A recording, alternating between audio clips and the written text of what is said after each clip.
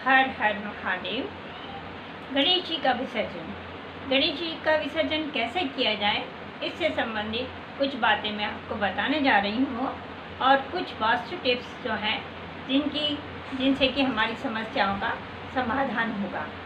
तो गणेश जी का विसर्जन, तो सबसे पहले जिस दिन हमें गणेश जी का विसर्जन करना है तो एक साफ़ सुथरा पट्टा लेना है।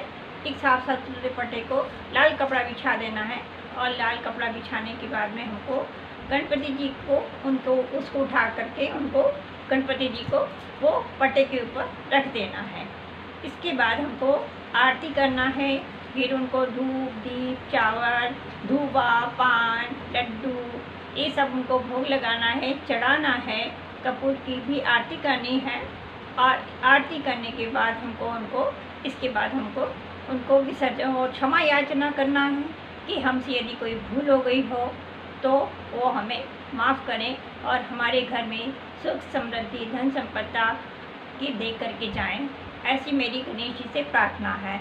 ऐसा बोल करके इसके बाद ही गणपति जी को बाहर ले जाते समय उनका मुंह हमारे घर की तरफ ही होना चाहिए और पीठ पीछे की तरफ होनी चाहिए, जिससे कि हमारे घर में गणपति जी का मुंह बराबर बना रहे। और पीछे ले जाते इसके बाद फिर हमको जब घर से बाहर निकल जाए तो फिर गणपति जी को उस तरफ ऐसा मोड़ लेना चाहिए। इस प्रकार से बोलते हैं कि गणपति जी को ले जा करके फिर वहाँ पर जहाँ विसर्जन करना है वहाँ पर भी एक बार कपूर की आरती करें और आरती करने के बाद में फिर उनको विसर्जन करें। विसर्जन करने का भी तरीका ऐसा है कि ऐसा नहीं कि उनको उठाया फेंक दिया, उनको बाकायदा मान सम्मान से उनको, जैसे कि हमारे यहाँ से कोई जाता है तो हम उनको विदा, अपने घर से कोई व्यक्ति जाता है तो हम उसको बोलते हैं ना कि अच्छे से जाना, अच्छे से रहना और ठीक से जाए, यात्रा अच्छी हो, मंगलमय हो। तो इसी प्रकार से हमको ये सोच करके कि गणपति जी हमारे घर से एक सदस्य के रूप में, एक भगवान के रूप में इतने दिनों से हमारे यहाँ विराजमान थे, रह रहे थे और अब वो हमारे यहाँ से जा रहे हैं तो अगले वर्ष फिर से आएंगे। इसके लिए वो हमारे यहाँ से मान सम्मान से हम जैसे अपने घर के लोगों को, घर का मुखिया को या घर के किसी परिवार के सदस्य को हम जैसे विदा करते हैं वैसे ही हमको गणपति जी को विदा करना है। हम कभी बोलते हैं ना लोगों से हैप्पी जर्नी, तो ऐसे ही गणपति जी को बोलना है कि क्या बोलते हैं कि गणपति बप्पा मोरिया और अगले वर्ष आओ, जल्दी से हमारे यहाँ फिर से आना और रिद्धि सिद्धि सब बरकत दे करके हमारे घर जाओ। ऐसा गणपति जी को इस प्रकार से हमें गणपति जी को विदा करना है। और उनके चारों तरफ जो सुपारी रखी रहती है वो सुपारी को फिर हमको अपने घर में लाल कपड़े में बांध करके, गणेश जी का स्वरूप बांध करके उसको अपने घर में रख लेना है। अब वास्तु टिप्स बताती हूँ मैं आपको। वास्तु टिप्स में क्या है कि हमको अपने घर में से कभी भी हल्दी का दान किसी को नहीं करना चाहिए। हल्दी जो होता है गुरु का प्रतीक माना जाता है। हल्दी को हमने अपने दान कर दी, यानी हमारे यहाँ से गुरु सबसे बलशाली ग्रह माना जाता है। गुरु से ही हमारे घर में धन संपत्ति बरकत आती है। तो ये हमें कभी भी अपने घर की रसोई से किसी को भी हल्दी का दान नहीं करना है। हल्दी जो है गुरु की प्रतीक मानी जाती है, इसलिए कभी भी किसी को हल्दी दान में ना दें। दूसरा ये है कि हमें चीनी और नमक ये भी हमको कभी अपने घर की रसोई में से उठा करके नहीं दे देना है दान में। किसी को दान स्वरूप भी नहीं देना है और वैसे भी नहीं देना है। वो क्यों? क्योंकि इसलिए राहु का कारक होता है।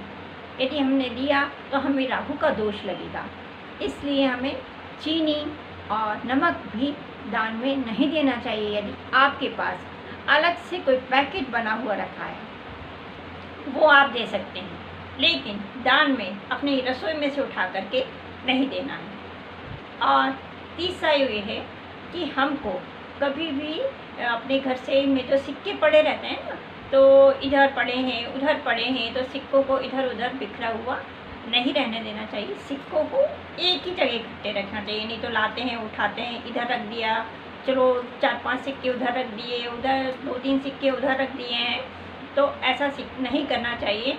क्योंकि इन सिक्कों को ऐसे करने से हमारे यहाँ बिखरा हो जाएगा और धन की आवक में कमी होगी।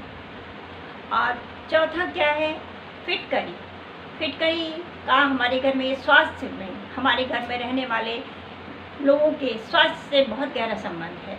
यदि घर में अक्सर लोग बीमार रहते हैं, परेशान रहते हैं अपने स्वास्थ्य को लेकर के, तो हमको फिटकरी का पोछा घर में लगवाना चाहिए और एक लोटे में फिटकरी लेकर के उसको अपने सिरहाने रख लेना चाहिए, मुखिया को, और अपने सिरहाना रख लेना चाहिए।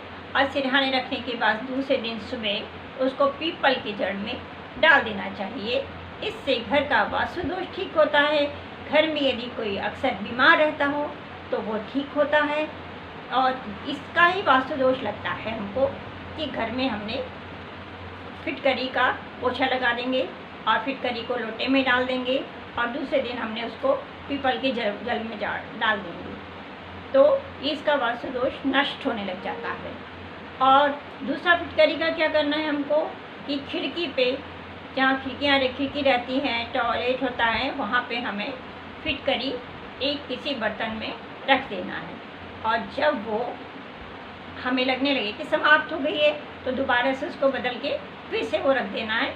इससे जो भी हमारे घर की नकारात्मकता होगी, जो भी परेशानी होगी, वो बाहर जाने लग जाएगी, दूर हो जाएगी। और एक और काम करना है हमें फिटकरी का, वो ये कि फिटकरी को हमको एक कपड़े में बांध करके और दरवाजे के ऊपर लटका देना। दरवाजे के ऊपर लटका देने से क्या होगा, जो भी नकारात्मक चीज़ें होंगी वो घर के अंदर नहीं आएंगी और फिटकरी के द्वारा ही हमारे घर में वास्तु का यदि कोई दोष होगा तो वो दूर हो जाएगा। फिर एक और है हमारे पास में उपाय। और दूसरा क्या है कि हल्दी, चावल, नमक और चीनी, ये हमको कभी भी अपनी रसोई घर में से निकाल के तो देना ही नहीं है। और तीसरा क्या है कि हमारे पॉकेट में, हमारी जेब का पर्स जो होता है, पर्स में हमारी यदि कोई पुरानी चीज़ें पड़ी हों, पुराने बिल पड़े हों, न इस तरीके की कोई पुराना कार्ड पड़ा हो, तो वो चीज़ों को हमको हटा करके दूर कर देना चाहिए और हमको उसमें नई चीज़ों का ही इस्तेमाल करना चाहिए।